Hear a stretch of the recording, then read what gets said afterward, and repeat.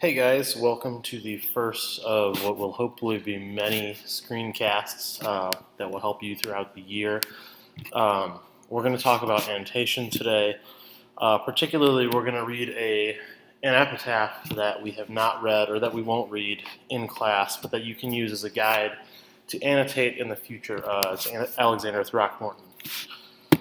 Let's start. So, in youth, my wings were strong and tireless, but I did not know the mountains. In age, I knew mountains, but my weary wings could not follow my vision. Genius is wisdom and youth. Okay, so remember what we're going to look for. Verbs and verb phrases being indirect characterization, adjectives being diction and tone, and nouns equaling symbolism. And we can actually add figurative language. Okay, so let's start with line 1. In youth, my wings were strong and tireless. We've got a verb phrase here. My wings were strong and tireless. So that tells us that in his youth, he was quite literally strong. He was full of energy. I'm just going to comment that there. But he did not know mountains. Mountains being a symbol, which I will show you right here on the resource guide. If we actually, in symbols and archetypes here, down here, we're like seasons, we're looking for mountains, we got seasons, colors, elements, journeys, and flights, numbers, nature. Okay, if we look, we've got mountains right here. Height, ambition, goals, loftiness, obstacles. Okay, so I think what most applies here is goals. Symbol for goals. So he's saying that when he was young, he did not have any direction. So in youth, he was misguided. I'm going to comment that there. In age, I knew mountains. Okay. So what does this mean?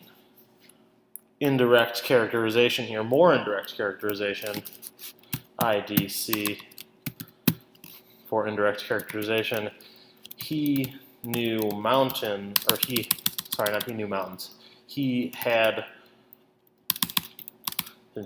realized his goals as he aged. We can actually add some indirect characterization here, symbol for goals, IDC. He did not have any goals as a young man. Go on to line 4, but my weary wings could not follow my vision. Okay, weary, we've got some tone here. That's negative. Weary wings could not follow my vision. So his weary wings, his body, wings equals his body here. He was too old to realize his dreams. But what I mean by realize is to follow through with them. He realized what he wanted to do with his life, but by the time he did that, it was too late. So we're just going to write, he was too old to realize his dreams, and when he did, it was too late. We're going to comment. Genius is wisdom and youth. Okay, I think there's a lot of truth to this just in general, but what he's saying is that what makes somebody smart is the ability for them to realize their goals at a young age. So the younger you are, the younger you can figure out what you want to do with your life, the happier you will be. So it's not just being smart. So genius doesn't mean being smart. However, it does mean realizing what you want to do at a young age and not just realizing it, but realizing it and doing it. So that takes us through to the end of our annotations. If we look at verbs and verb phrases, what we did is we looked at the verb phrases, the actions. My wings were strong and tireless. I did not know the mountains. And by the time he did know the mountains, he was too old. His wings could not follow his vision. Genius is wisdom and youth.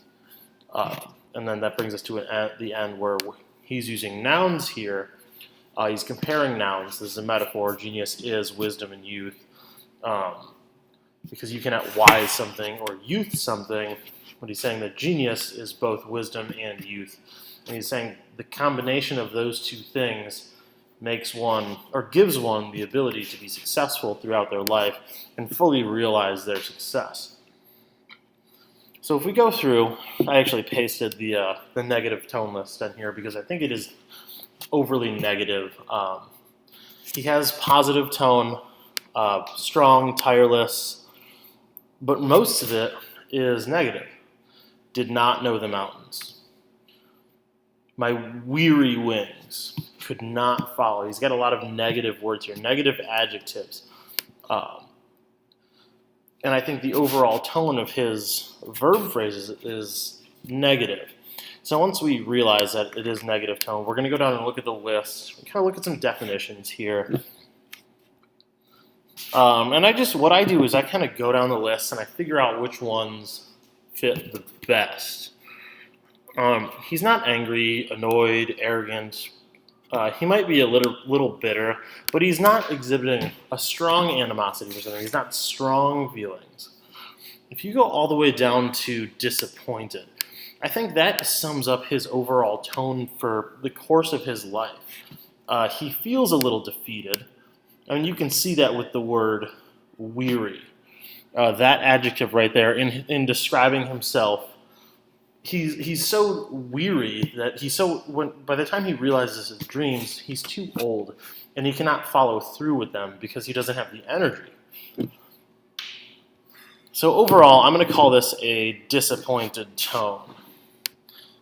And we'll actually put this down here.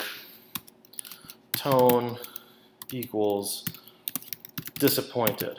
Now that we've got that, we've figured out some figurative language, we're going to go to the theme list, and I'll show you how to use that.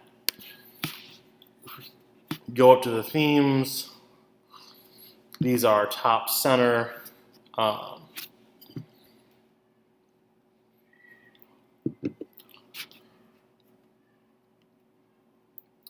I think the theme, we're just kind of looking through, seeing which themes might best embody the epitaph itself, how he feels as a dead man from beyond the grave. Part of me thinks hope versus hopelessness, like he's pretty pessimistic about his life.